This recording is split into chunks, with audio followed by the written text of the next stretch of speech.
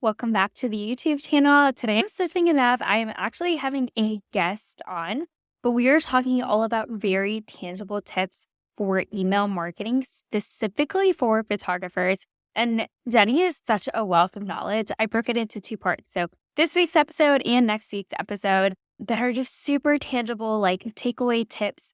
I know a lot of people are saying, oh, like you should definitely be building your email list and getting into email marketing. But I hear from so many photographers, like, I have no idea what I would even email my list about. And these two videos are absolutely going to solve that like question or that problem for you. And so I'm super excited for you guys to dive in. If you guys have any questions, I'm going to link Jenny's Instagram and website down below. I have Jenny Roth here today, and she's going to be talking all about email marketing for photographers because you have probably heard that email marketing is a strategy that can be really, really useful for your business. But a lot of times we get stuck on what should we be sending out to the people we do have on our email list.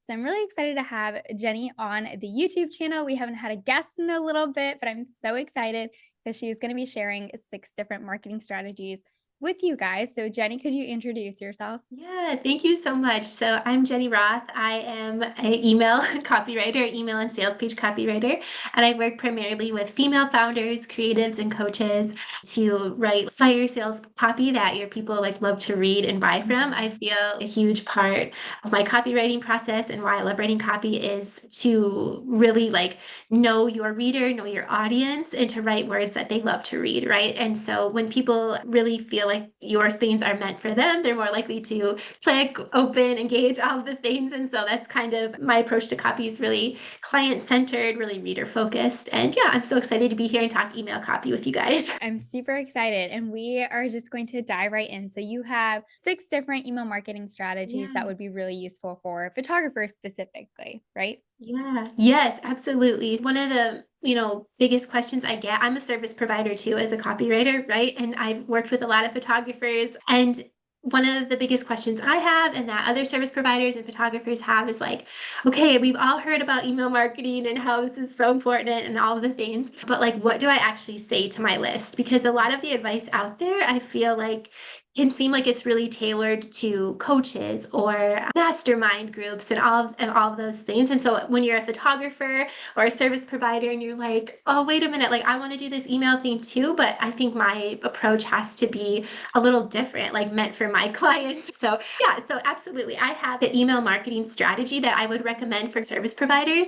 And so basically you could take these 5 or 6 emails and rotate through them every single month and have a really thorough email marketing strategy that really serves your potential photography clients and also makes sure that it pitches to work with you and shares about your offers and all of those things. So the first topic I have is I recommend at the top of every month, or so either the first of the month or maybe the end of the previous month, sending out an email that is kind of think of it as your calendar of events. So if you're sending this out it's March as you and I are talking right now. So if you were sending this out for the month of March, you could come in at the end of February or the beginning of March and be like, my calendar of events or where you can find me this month or et cetera, and just give a really quick intro like, hey everyone, this is I'm so, excited for this month because of these things. This is typically what I'm doing, and here's all the way places you can find me. So maybe you're doing a mini session that month, list that in there. It can be the ways they can work with you as a photographer and also ways they can go just to learn more about you and give kind of your brief calendar of events for the month. Because if somebody's following you, say I'm getting married and I'm really following a wedding photographer, it would be cool if at the top of the month I got a list of ways okay, over here I'm teaching on this thing. You could do this more like a roundup kind of email, right? In case you missed it, this Yeah. is what we talked about and highlight past content. Absolutely. And when you said that, that sparked another idea too for photographers that you could do that. I have these 3 engagement sessions this month and we're doing this, and highlight the projects you're working on in the coming month, or maybe that in the reverse that you worked on last month, whatever is easiest for you in your content creation process. And you could include a little blurb on there we're now booking these for this quarter or this next 6 months or whatever, click here to learn more kind of thing. But it really kind of shows people, like you said, the goal is what you're working on now, what you're Mm. booking now, and kind of how you can put that together in a way to show people in a fun way, like your calendar behind the scenes, kind of. Yeah. I think maybe this one is more predictable, or like photographers that maybe already doing this or have heard of it. But I think Mhm. at least twice a month, if you can, to share, like highlight a session Yeah. in your email, like a case study, a testimonial. I think the important part with this is there's so many creative ways you can highlight, like highlight more of the work you want to book, right? So whether it's recent ones you've done or past sessions you've done, whatever you want to book more in the future, to kind of share those stories. Take your reader behind the scene. It can link to a blog post, right? If it's shared somewhere else. Yeah. Another fun way to do it, I've even seen service providers and photographers do like an email list takeover where one of their clients like emails their list and is Oh, like, this is who I am. We just booked so and so for our portraits or our wedding or our yeah. brand session, and we loved working with them. And like, here, this is our favorite part. And, we just wanted to pop in here and like tell you. So there's a ton of creative ways that you can highlight this. You Mhm. could also do, say you just booked a session and you haven't even shot it yet, and you're just Mhm. like, or a wedding or something, or a portrait or a branding session. Like you could even just be like, you know, who's on my calendar for this coming month, and like share like these are the sessions that I have coming up. And so the Mhm. people on your list, I think this is really helpful, especially for brand photographers, to see like, oh, she shoots like these kind of brands and these kinds of businesses. So there's a million ways, but at least twice a month, I would say, if you can, in your Yeah. email marketing, share those sessions and the clients that you're working with. Yeah, and I have a really adjacent question to all of this. How often do you recommend people sit down to actually like write and create these emails? Do you think it's something that people should do on a weekly basis or something that they should think about like at the beginning of the month and write and schedule everything out? What is your recommendation in terms of that? Because I can totally see myself if I'm watching this, I'm like, okay, but when am I going to create Yeah. the emails? I'm so glad you asked that. When it comes to like how often you write for your email list, obviously the calendar and examples I'm giving everybody today, I'll send you a calendar so you can see, and you can pick using the examples I give today. You could write to your list once a week, up to 3 times a week, like however you want to organize these. And people ask me all the time, like, how much should I email my list? And I guess my answer to that is always like, I don't feel like there is a certain amount of time, whatever you can consistently do, and that really doesn't burn you out and that still gives you joy. Like your email list is for your subscribers, of course, but your Mhm. email list is also for you as a creative person and a Yeah. photographer. And so, like, Mhm. if writing to your list 3 times a week just absolutely you hate doing it, go ahead and just take one of these ideas we're giving you today and do it once a month and just start there and see if you can add on. Some people like to batch a whole month in advance. For me, I just write I take like Fridays and I write my 2 or 3 emails for the week and I do it that way. And then Mhm. if other ideas or inspirations pop up throughout the week and I want to send more, then I do that. It's not like super rigid that I feel. And if I miss a week because I get busy, then I just pick up the next week. Like you can have the framework, like you can have Yeah. the routine, Mhm. but don't like beat yourself up like trying to stick to it. You know what I mean? So yeah, I guess email as much as you can stay consistent with, and as much as you enjoy doing it. Yeah. Okay. Yeah, that's generally what I recommend to people in terms of any of their marketing content. And I also Mhm. tell people like if you know you're going into a busier season, it's okay to switch up your cadence and maybe just do one email a month.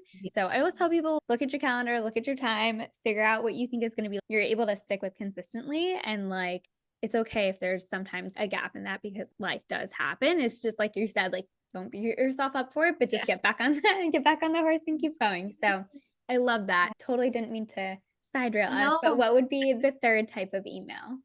Yeah, and just to piggyback on that before the Yeah. third type of email, I agree. Like your marketing's supposed to like help you book sessions, right? So if you're full of sessions, that's okay. You can take a pause, and you know what I mean? Like it's done its job. So when you're in the busier seasons, definitely I agree to slow down. And honestly, probably the only person who really notices if you slow down and like how many emails you send is you. Most Is people you. won't probably notice if you miss a week or two. Okay, so third email. So this one I also have written for a lot of photographers and personal brand photographers, and I've kind of learned this from them in that they always teach like I think it's really easy for photographers to, and for any creative person to show their work and show a lot of their work and Mhm. what they're doing in their sessions and not the person behind it. And so this next email is kind of like to help your subscribers get to know you, like know the Mhm. photographer behind the brand, behind the photos. And so I do this on Fridays if I can. Sometimes I only do it once a month with my list, but it's kind of like sharing your kind of like your weekly currently list or like your weekly win and learn kind of thing. So